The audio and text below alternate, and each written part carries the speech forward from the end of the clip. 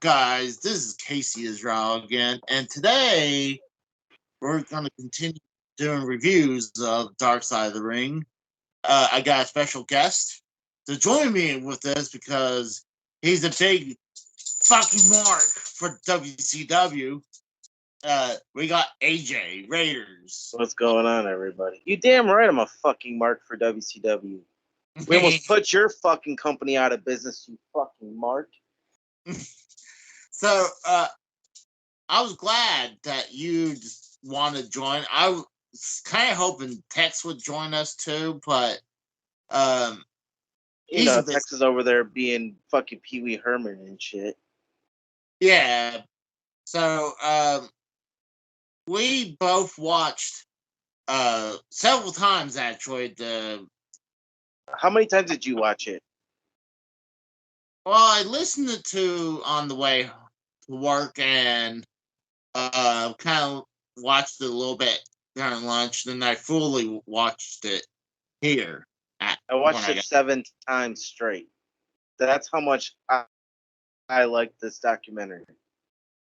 See, Tex hates Dark Side of the Ring. I'm not a fan of it either. But when it came to this one, and I kept talking about in the group chat, I can't wait for this episode to happen. I was shocked it wasn't the last one because it should have been. Marty Jannetty is going to be the last episode for this season. And I figured he'd be earlier, but maybe they're going to go out with a bang with Marty Jannetty. I mean, he does have quite a bit of a history, but today we're going to talk about WCW Bash at the Beach 2000. It's a big, infamous during WCW. So, what did you think of this episode today? Oh, I loved it, man. I've seen a lot of reviews on YouTube, and people are saying they hated it. A lot of people shut it off because they couldn't stand it. I absolutely loved this. I thought it was a great episode. I mean, personally, I'm thinking about if it comes out on Blu-ray to buy it just for that episode, or buy it on YouTube for like $3.99. That's how much I enjoyed this. Well, you can actually buy it on YouTube. You can buy it for $3.99, and that's HD. Yeah. But I'm a cheap fuck, so I go for standard definition and pay $2. Save that $1. Yeah, because you're that Jewish, isn't it? All right, Casey. I really enjoyed it. There was a lot of talking heads on there. Obviously, the biggest one they had on there was Vince Russo. And then they had Eric Bischoff. They had Lance Storm. Meltzer's dumbass. Yeah, they both of the Vince Russo and Bischoff hates Dave Meltzer, and who doesn't hate fucking Meltzer? I mean, come on. Back in the day, Meltzer would shit on the WWF and WCW for the shit they did, but now he's sitting there jerking off AEW and the fucking Young Bucks and shit. It's like, why? Because they named a finisher after you, so you're gonna jerk off that company and that tag team? Get the fuck out of here. Dave Meltzer is one of the biggest fucking dirt sheet writer fucking marks there is. Like, seriously. Oh, I would agree with that. I mean, he's well known for being for dirt sheets. Right. But I really think that's the main amount of people. I thought Lance Storm was kind of funny where he's like, where Vince Russo, apparently I did not know that Vince Russo wanted to make Lance Storm Eric Bischoff's illegitimate son. Yeah, that was stupid because, like, he even said, he was like, isn't Eric Bischoff only 10 years older than me? So, like, what the fuck? And Bischoff looked at him at the same weird, like, what the fuck, you know? Oh, sorry, we're not supposed to cuss because we're trying to be better not get shadow banned. My bad. Well, I'm thinking like, well, I mean, honestly, people underage have sex with other underage people. Casey, you just said that. You can't say that. What the hell? We're supposed to be better people over here, not getting shadow banned. You just said No, that. I mean, it's not unknown that you know people who's under 18 have sex with other people who's under 18. So it's not like it's impossible. I mean, I don't where think stuff it. I don't think a 10-year-old can have sex and reproduce. I don't think that well, happens. like wouldn't he be 9 years old because you got to have 9 months for the birth, so he has to be at least 9. Yeah, it's not possible. But I mean, Vince Russo really had some stinker ideas, but honestly, people really shit on Russo. I mean, Can I you say know something real quick? what? I need to say something real quick. I used to shit on Vince Russo a lot and thought he was the destroyer of WCW, that he was sent by the WWE to kill WCW. Yeah, That was not the fucking case. From what I watched on that documentary, he was trying to fucking save the company. I mean, legitimate, he was. I think he's kind of like normal people. You know, they tried their best at their Exactly. job. So it's not like he tried to make WCW take a dive. No. Like honestly, before Vince Russo took over, I mean they let go Eric Bischoff just because the ratings were going into the toilet. So Right. that's why they hired Vince Russo. It just I mean, happened. for somebody like me that's watched WCW since its Yeah, infant, like me and WCW pretty much grew up together. WCW came to be in '89. Same year I was born, same day, same year I started watching wrestling, literally. So it's like I grew up watching WCW. I remember when WCW was in the shitter before 2000. I'm talking like 90. 1990, 1991, 1992, 1993. It was in the shitter. It wasn't good, just like WWF was in the shitter. Oh yeah, I mean during that time frame, um, it was time for them to evolve, and they Mm-hmm. were still doing gimmicks that would work in the 80s, but it wouldn't work in the 90s. Yeah, two different decades. Yeah, like I mean, and it's kind of the same thing. You can't keep on doing the same stuff in the 2000s, the 2010s, the 2020s. Yeah, I we'll mean, get to that point of that circle, but yeah, keep going, Casey. I mean, the product just needs to evolve. But gosh, they started with Bischoff, obviously saying that he's a former president of WCW, and they kind of like brought up like an origin story of the before, like how he was the one who made WCW Nitro go live. Well, yeah. Well, Well, technically, Ted Turner gave Eric Bischoff 2 hours. Yes. Did he say he'd rather be live than taped? Yes. But and if it wasn't for I, Ted Turner, he wouldn't have that. but I agree with Bischoff. It's like it's better go live because if it's taped, well, one nowadays you can go on the internet and find out what's going to happen. Right. I mean, Like, think about it. Look at WCW Nitro. Way back in the day, they used to give out the results of fucking WW. I'm sorry. They used to give out results to WWF Raw's War every single week to keep yeah, that competition. They would say, "Oh, don't go to our competition. You don't want to see it. It's taped. It's been 2 weeks old. We're yeah, live.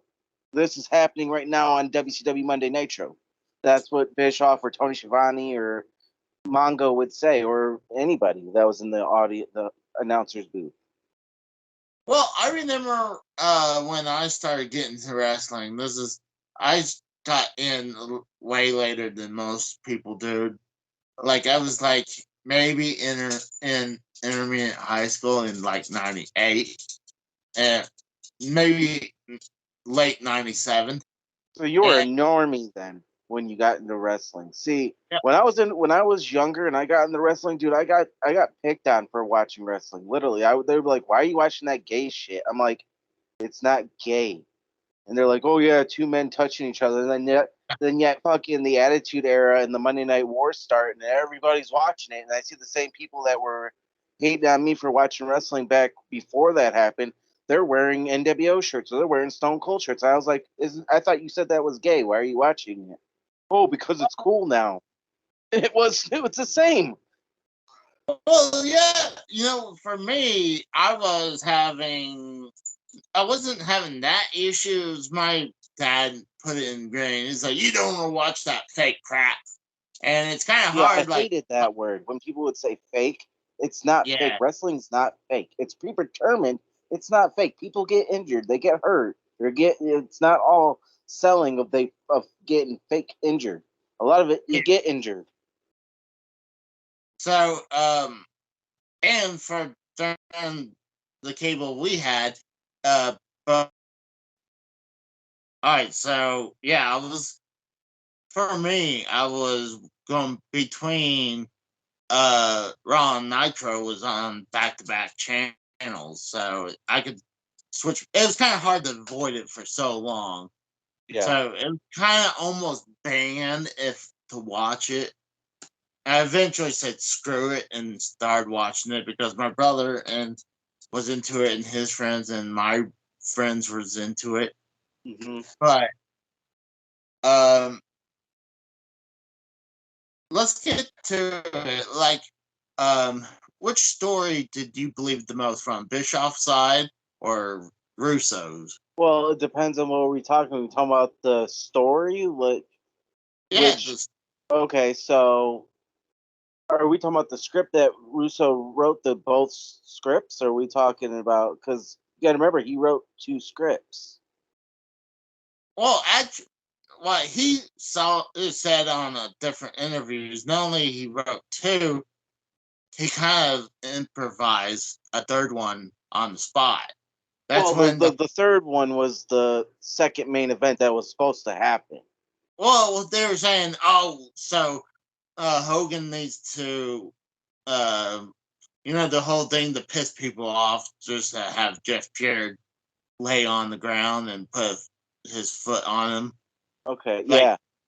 they So all that agreed with that.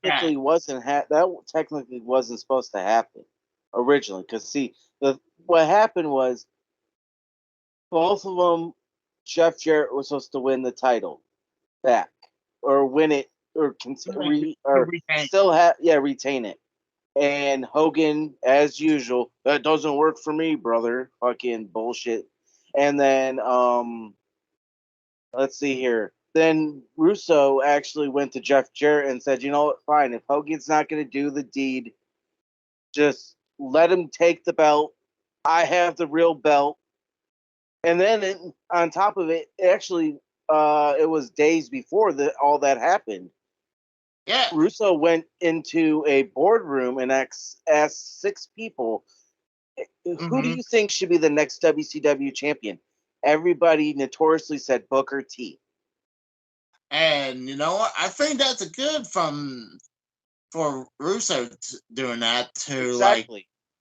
I think that was a good move because like you really do need to move on and create new stars. Even though Booker T wasn't really a new star, but he wasn't a main eventer Booker T until never got pushed that much as a main event star. The only one matches I can actually think that he made himself into a star was the best of seven with Chris Benoit.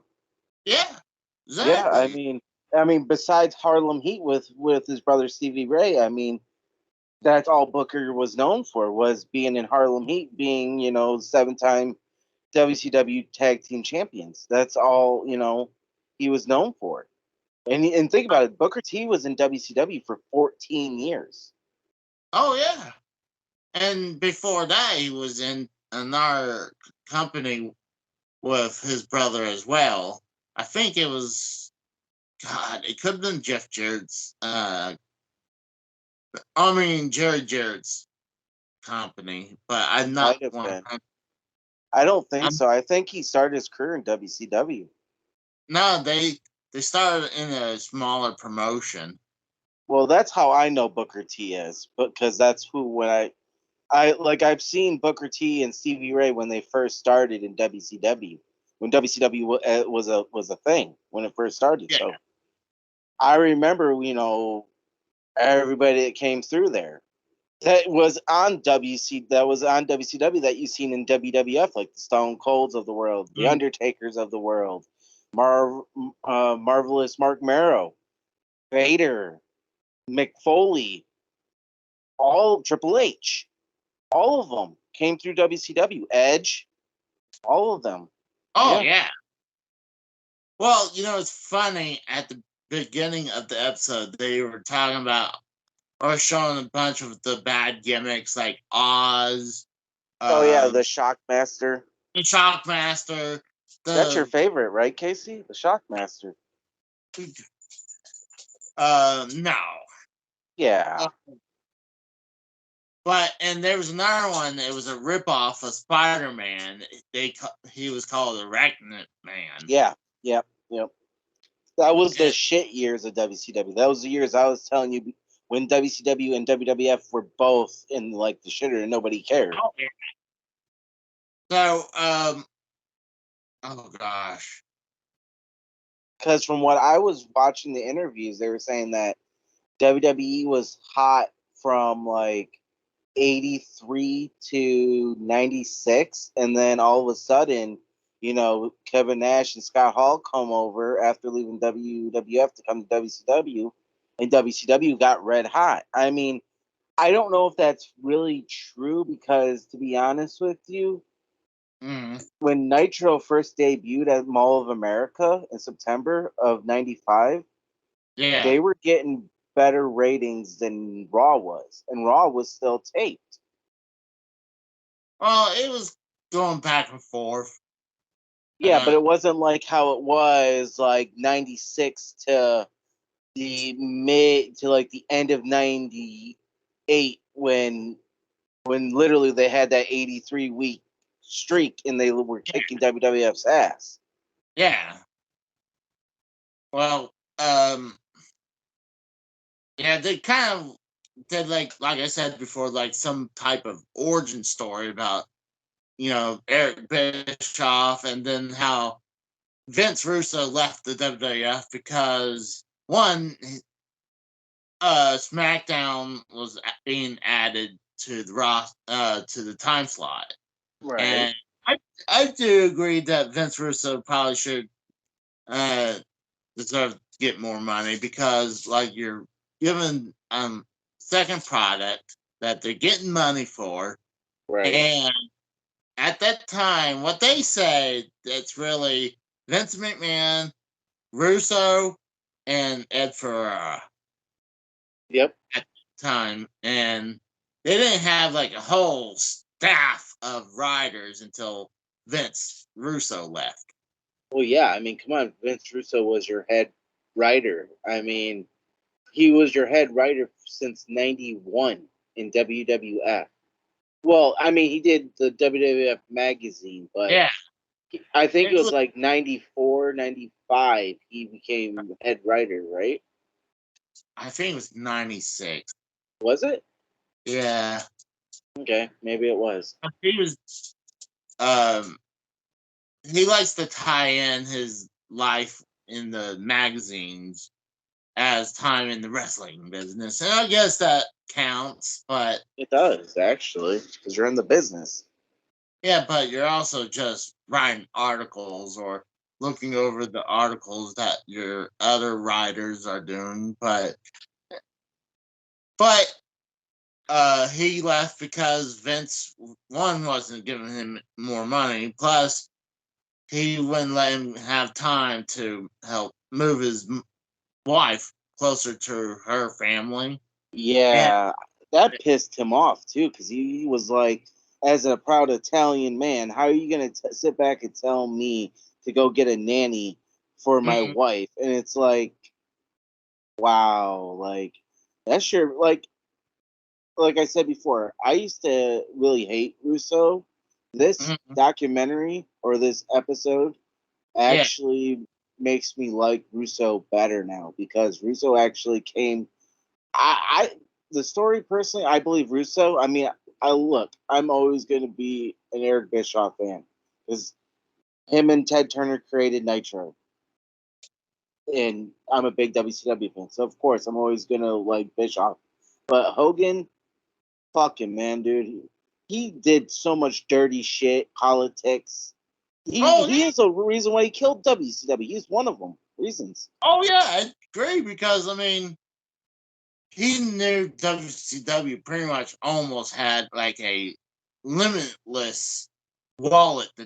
Unlimited amount of money is what you mean. Yeah, pretty much that he could just milk the hell out of them, and that's exactly what. Speaking of that, Casey, Yes. you're frozen now, buddy. You're just frozen. But anyway, so that the fame thing with Hulk Hogan tried to sue Vince Russo in WCW of defaming character. Your Yeah. name is not Hulk Hogan. It's Terry Bollea. Vince Russo never said anything about Terry Bollea ever. It was Hulk No. Hogan. He literally Hogan sued WCW and Vince Russo, and he didn't win either case. He literally lost the first one, appealed it, lost it again in the state of Georgia. They they they denied both uh, uh, appeal and the yeah. And but then again, he was like, "Oh well, I'll just go to litigation to Ted Turner," and then Bischoff sitting there joking and laughing how uh, Hogan got like 7 figures out of Ted Turner for that. If I'm Ted Turner, I'm looking at Hulk Hogan. I'm like, go fuck yourself, dude. I'm not giving you a damn dime. You're trying to sue me, my company, and one of my head writers for for my show WCW Nitro. Get out of here. Oh yeah, remember at that time frame, Ted Turner got kicked out of his own company. Well, Ted Turner actually got kicked out of WCW, CNN, Cartoon Network, and all that. In He I believe really. it was September of 2000, because literally that's when the Braves got sold. That's when it was dude, WCW, and not just WCW, like all the Turner things were in shambles because of the AOL Time Warner merger. Oh yeah, they wanted to go around and axe everything that was costing them a little bit of money. Well, no, that wasn't that. It wasn't that though. Anything Ted Turner had was sold because he pretty much gave up all his power being lied to. Because see, like I've said in the past, Ted Turner thought he was buying AOL, and he got lied to and duped because he was a good guy and he wanted to do stuff like that's why he was nicknamed Captain Planet. That's why he made that TV show Captain Planet. You think of Captain Planet, you think of Ted Turner because literally he wanted to save the world. That's what he wanted to do. But in general, he got all his possessions taken from him. WCW, CNN, the Atlanta Braves, the Atlanta Hawks, the Thrashers, anything that was in Atlanta, Cartoon Network, all that stuff was taken away from him and was sold off to different people, literally. Well, let's go back a little bit back to Bash at the Beach. Right, we got time. Go ahead. So honestly, I don't think Bash at the Beach was actually the nail in the coffin. They were already sinking well before that. I mean, about that too, it really depends on who you talk to because Tony Schiavone said in an interview I was watching on his podcast that he knew the Titanic was hitting the iceberg back in 91 or 1990 or 1991 when he came back to WCW from WWF, because you got to remember he was in WWF for at 1989 and that was it. And he came back. So he saw the Titanic almost hitting the iceberg then. So that's if you want to believe Tony Schiavone. I mean, I don't know, to be honest with you. I mean, me personally, I think when the Titanic was hitting the iceberg was the finger poke of doom when they released saying that Mick Foley was going to win the WWF title on Raw, and everybody switched over and never came back. The thing is, people think Russo is the reason why they were losing bad. Like they were losing. Russo wasn't even there. Russo wasn't even there when that happened, dude. Yeah, like it was going downhill before Russo was there. Russo didn't come into WCW until 2000. WCW 2000 is when he came in. He was still in WWF because you got to remember, SmackDown came out in 99. I want to say September of 99. Well, I know what they did. They had a pilot show in 99, and then they did the full start up in 2000. Right. So, but honestly, I can't trust Eric Bischoff or Vince Russo or even Hogan. You can't really trust their word because, I mean, in wrestling business, I mean, if you watch Dark Side of the Ring, there's going to be a lot of embellished stories, or even to the point where it's just totally fabricated. Right. So I can't take Hogan's, Bischoff, or Russo's word. The only thing Russo was proven to be correct, that whole thing with the Hogan and putting the winning over Jeff Jarrett was a work. But here's what's weird. Why would they put the WCW World title in the middle of the show? You figure this is for the World Belt. This should be at the main event, right? We got to think about it, though, Casey. At this time, the world title was vacant 24 times. Okay? Mm-hmm. That's more... That just 24 times in general is too many times. How many times has the WWF title been vacant in 1 year? Oh, are you sure that's how many times in 1 year? Yeah, in 1 year. That's when WCW lost that $80 million, was in 2000. Well, I thought that was... I thought I heard that was $68 million. No, dude, it was $80 million they lost. They lost $80 million in 2000. Well, I mean, when you have big stars like Hogan and Hall, Nash, and those other big names like Goldberg, DDP. Right. Yep.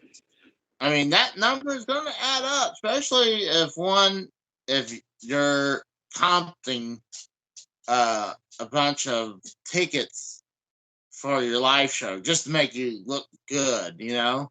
Yeah. And all companies do that to a certain point, you know? Right. Because they want to fill it up as much as they can. I mean, but WCW had no bones about it. They flashed that advertising. If you want to get a free pass, you know, I'm like, then why do you bother even buying the ticket if you can just go through like an obstacle course of making calls? And I'd rather do that and get a free ticket and be like almost like on the floor than paying hundreds of dollars to get anywhere near the floor. Right. I mean, but to be honest with you, though, that I know it's a little off subject, but you know how DX did the whole invasion of WCW at the Scope. Yeah. You know that wasn't true, that WCW was giving away free tickets for that. They actually showed the real thing that it said it was a it was a night before Nitro. They were giving away free tickets to a show at the Scope before Nitro came in, and then it said really? free, and then it said WCW Monday Nitro underneath it. The WWE made it look like that, and then they, of course, they're gonna have people that are WWF fans come follow DX to the Scope, so they're like, "Oh, did you get these tickets from free for Nitro?" And they're like, "Yeah, I got it for free." It's like, for one, you're a dumb teenager, and you're probably fucking saying it to get on camera. That's I mean, true. come on, it was a vignette. Let's be honest. And who did that vignette? Probably Vince Russo, because that was '98. Vince Russo did all the vignettes. Vince Russo wasn't there though. In '98? Yeah, he was. No, well, if you're talking about being at the Scope or Oh whatever. no, I wasn't talking at the Scope, but I was saying he was doing a lot of the vignettes too with them. Oh yeah, but I really don't think WCW. That was not the final nail. It's always was that Jamie Kellner, right? Oh, Jamie Kellner. Yes, Jamie Kellner is the worst person in at TBS. I'm glad. Wait, hold on. Let me retract that statement. Jamie Kellner is the devil incarnate. Same with Brad Siegel. Brad Siegel is a piece of shit. You two literally conspired with like so many people over at the WWF to stop that deal with Eric Bischoff to buy Nitro. Literally. Well, I don't get it. Well, they didn't want wrestling on their TV channel anymore. I mean, why would they want to turn down? Was it $67,000? I mean, $67 million from $67 million from Bischoff and his financial group, right? And then turn around just only selling it to Vince for $3 million. For it was just a little under $4. Yeah, it was about $3.5 million. Yeah, for the WCW. Yeah, and for the logos, the trademarks, and then the library. The library, yep. So, there was a lot of things going wrong for WCW to die. I mean, it shouldn't have died. That's the thing. It shouldn't have died. If Ted Turner was in control still to this day, even though he's in his 80s, almost 90s, WCW would still be on TNT as we speak right now if that was happening. There would have been no fucking Time Warner AOL deal. There wouldn't have been any of that. But when you get lied to and conned into believing you're buying somebody when in reality someone's buying you. Well, I think it wouldn't still be on. I would say maybe 5 years to see if it would turn around. Yeah, but you gotta understand though, Casey. The only person that was keeping WCW alive on TNT and TBS was Ted Turner. Everybody else didn't want it. That's why as soon as Ted got out of power and Jamie Kellner came in, Brad Siegel said, "Hey, cancel WCW completely, Nitro and Thunder, because actually Saturday Night was chopped like in 2000, and Worldwide was actually a syndicated show, and that was actually the speaking of people. A lot of people think Nitro was the last show WCW did. Actually, it was Worldwide that was done in March 31st, 2001. It was taped and it was in syndication with Scott Hudson and the Professor Mike Tenay. Well, oh gosh,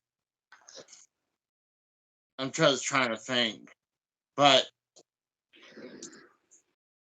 now I remember. I remember Bischoff. One of the biggest things they wanted, obviously, is the TV time, and they were saying they were going to have a 10-year deal with the networks, Yeah. and that's quite a bit of time. I mean, even WWE and AEW, they don't get 10-year deals from the networks.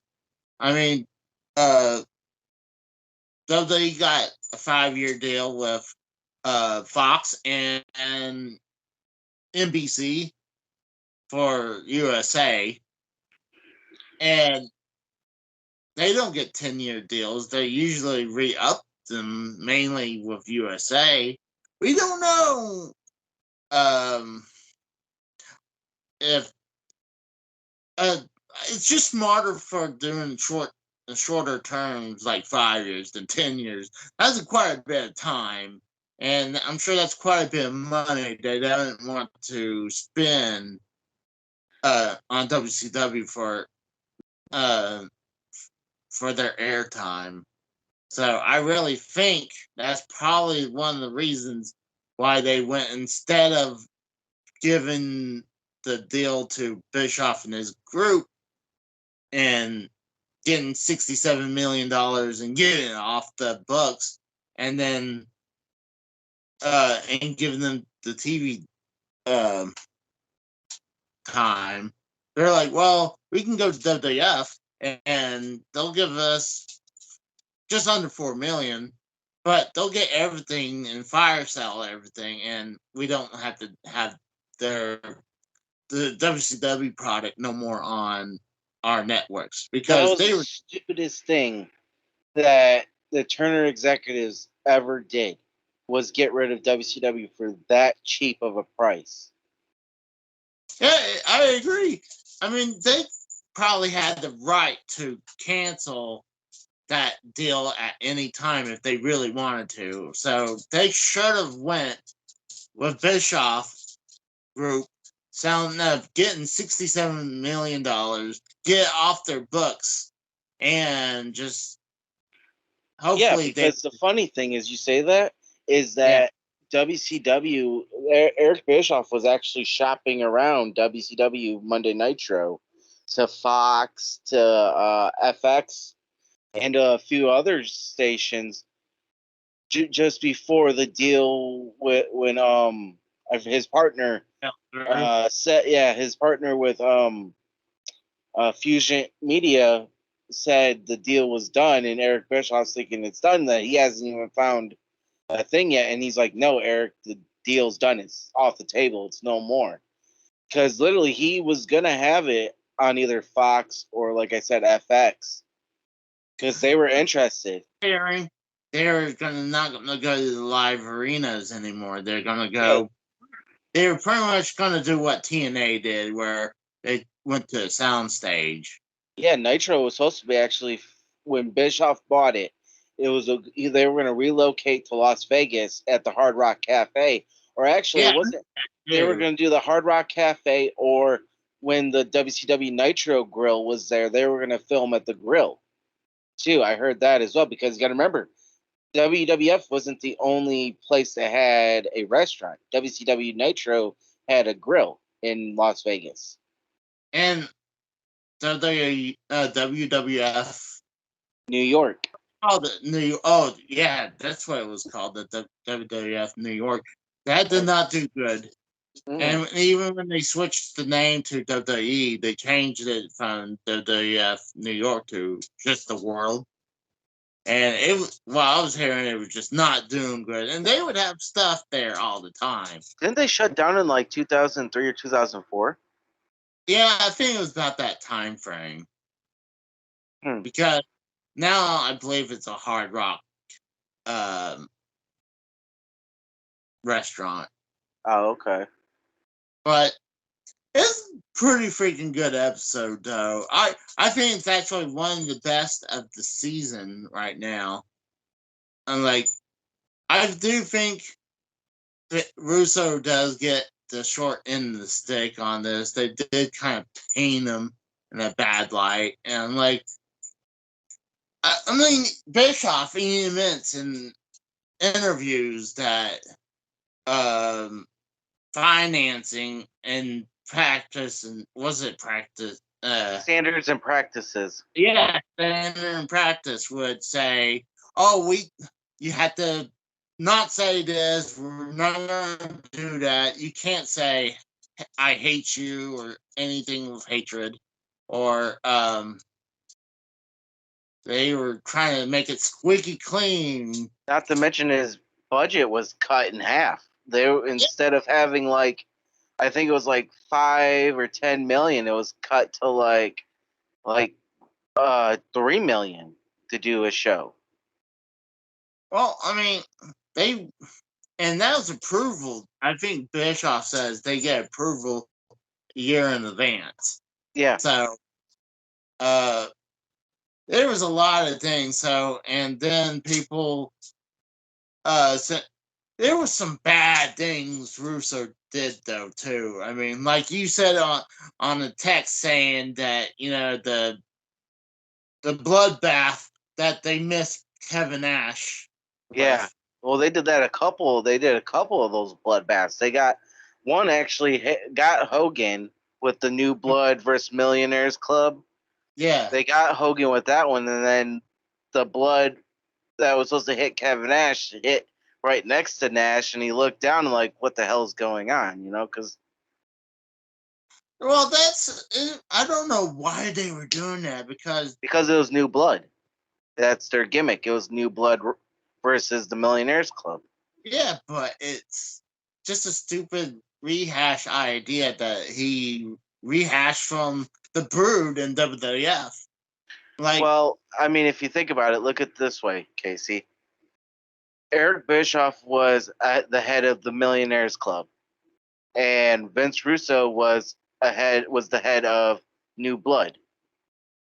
So, of course, I mean, they're going to take some aspects of the Brood. I mean, blood wasn't just invented by WWF. I mean, no, but Bloodbath was invented from them because, I mean, when you had blood coming out from the sky, I mean, that was WWF with their from the Brood. And honestly, I think it was a bad idea from WCW. And then honestly, all the stupid gimmick matches Russo did. And like Judy Bagwell on a forklift match, Viagra on a pole match. What else? Let's see here. And that one is the running gag with everything on the pole match. Mm-hmm. Well, if you think about it, he did that too in WWF. Just think about it. The flagpole matches. Yeah. What was it? The strap matches. And probably like a contract match, contract on a pole match or something like that. And it was just he was just rehashing a bunch of stupid ideas, and it didn't help. And I'm sure there's some ideas that have been good, but stand there in practice says, "Oh no, we can't do this because we just can't do it." It'd probably be even worse nowadays with how everything's PC. Even though AEW is like, it's exactly like Vince McMahon said, they're blood and guts. I mean, did you watch that AEW Dynamite was like a week or two ago when they had blood and guts? I did catch just that one because I was interested in it. It seemed like it was they were trying to do like a Hell in a Cell meets War Games match. That's what it seemed like to me. Well, I wasn't thrilled in it. I wasn't. Well, that's what War Games was pretty much. It wasn't that big though. War Games was not that big. I mean, hell, WWE. If you look at it, WWE doesn't even do War Games correctly. War Games is Are you talking about how big the cage is, or? Yeah, I'm talking about the cage. Because think about it. Okay, WWF or no, my bad, WWE. Their war game doesn't have a roof on top of their cage.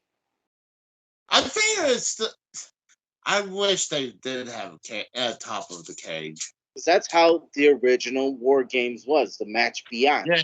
in WCW and NWA and JCP, it all had a cage roof. That was it. Just like Yeah. if you think about it, okay, the Blood and Guts, for example, Blood and Guts. I don't understand why you have to be 15, 20 feet high steel cage with two rings. That doesn't Yeah. make any sense. That's like a mixture of Hell in a Cell and you trying to be war games. If you're trying to be war games, just be war games. Do a regular size cage, put a roof on it, just like how WCW did it. If you're going to do it right, that goes the same way with NXT and WWE. If you're going to do war games, do it correctly. Well, the reason why I brought up Blood and Guts is because it was on TBS.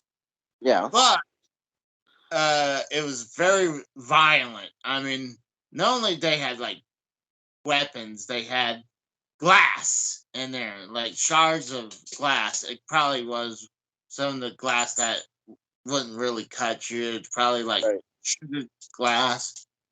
But then they also had tacks, and then they had a bed of nails where they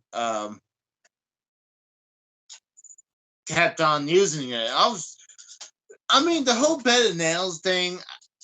If you didn't know, the trick with that is because how many nails there is, the weight is distributed through all those nails. So you could lay across it and you'll be fine. There'll be little poke marks on you, maybe puncture, but you're not gonna slide through and have massive wounds because you're laying across the bed of nails. But when you're doing matches where you're slamming people on that's kind of crazy. Mm-hmm.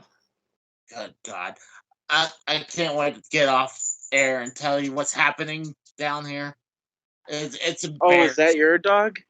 Yeah, what's that little pitter pattering? That's Duke. Oh, okay. But so like TBS, I mean, what's wild back then, they're like, oh, we can't have violence like this, but AEW is extremely violent and bloody. So what's the difference? Well, I mean, see, that's another thing you bring up. So if you look at it back then, mm-hmm. they pretty much, I mean, besides Russo's Revenge, the only time we ever saw certain like a War Games 2000 was on Nitro, which was a triple cage match. Yeah.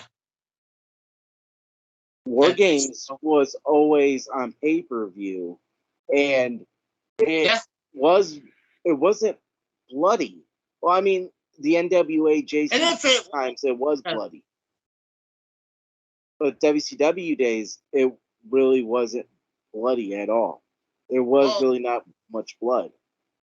What's wild, there's a lot of times that like Dustin Rhodes and I think trying to Black Bart, whatever in WCW, they were on that semi match.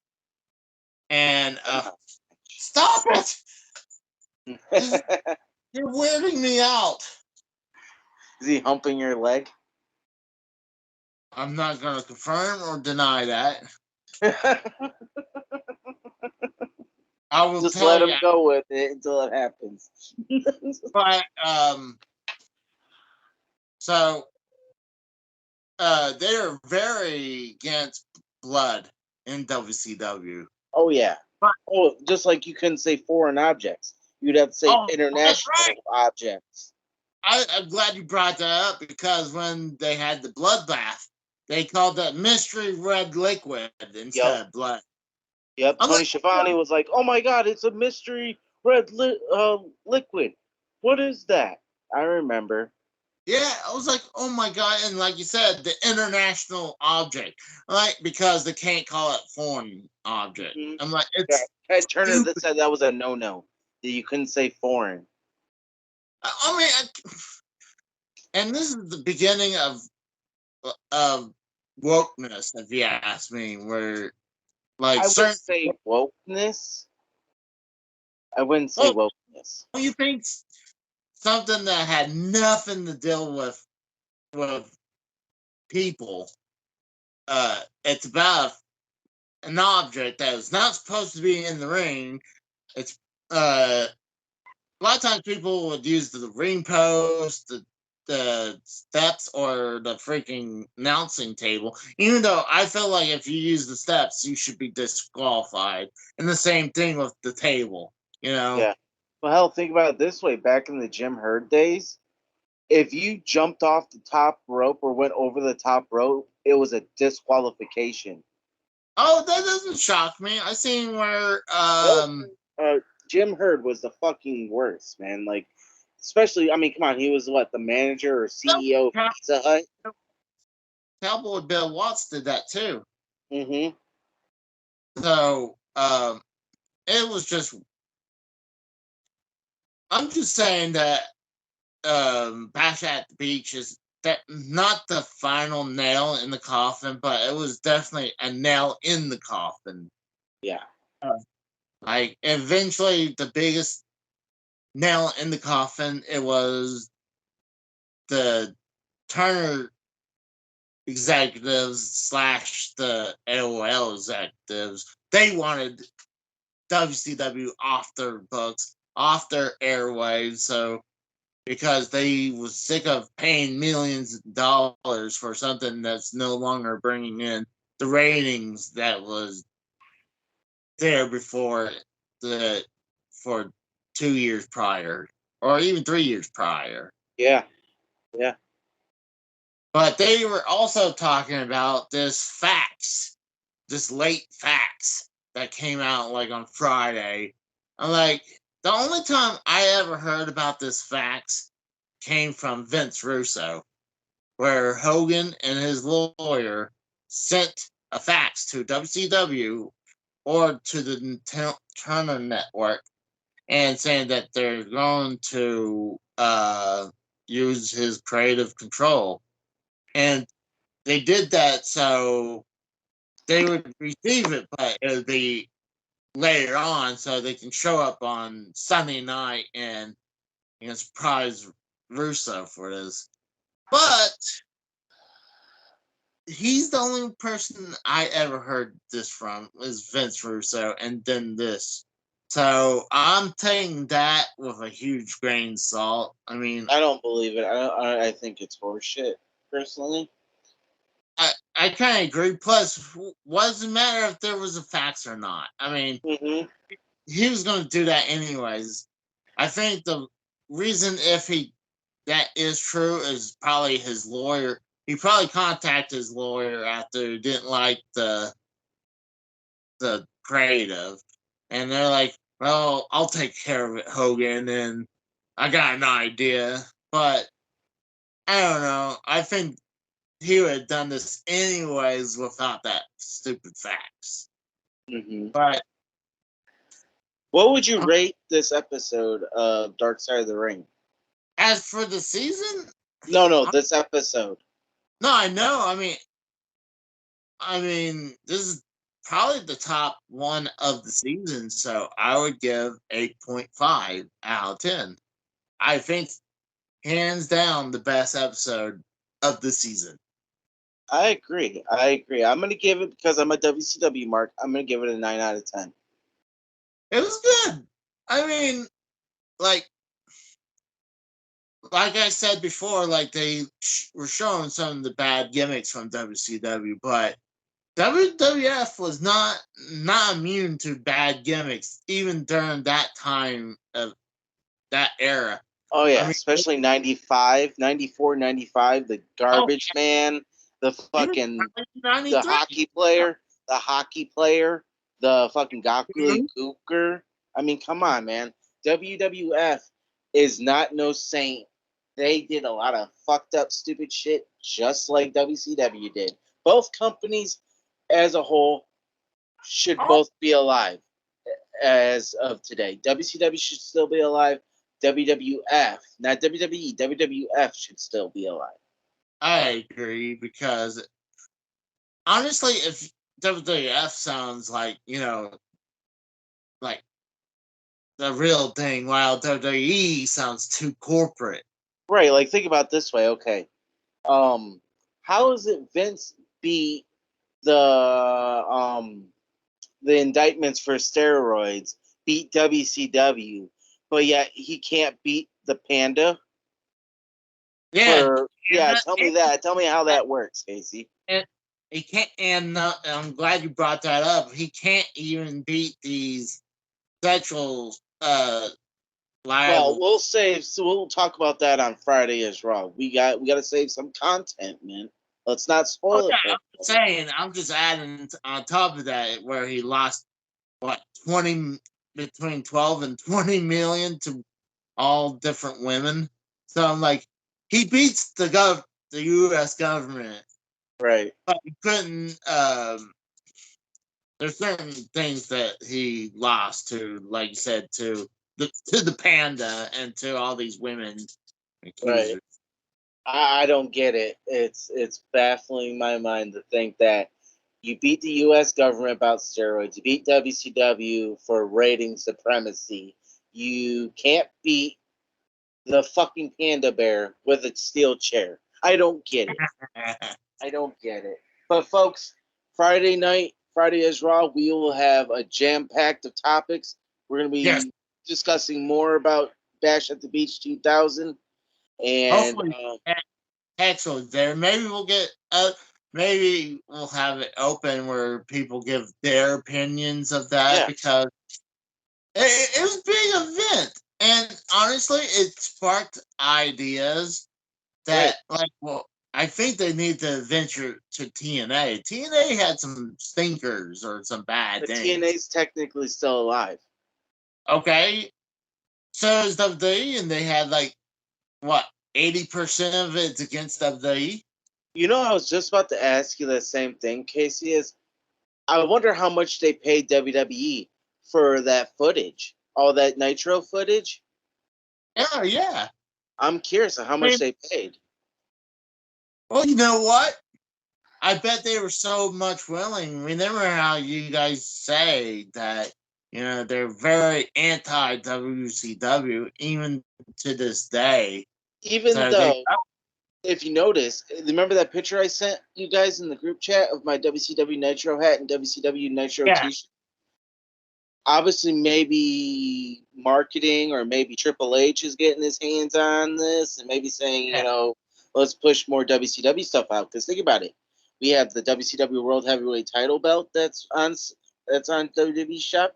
We have the yeah shirt, the hat. We got a lot of merchandise. oh We yeah got Bash at the Beach '96 shirt on there. We had Slim Jim's Halloween Havoc shirt on there. We had a WCW Nitro jacket on there. We have the Crumb Rhyme Big Gold Belt that was limited. I don't know if it's ever coming back, but it was on sale and they sold out of it. So, I mean, there is WCW merchandise. The NWO stuff's still hot to this day.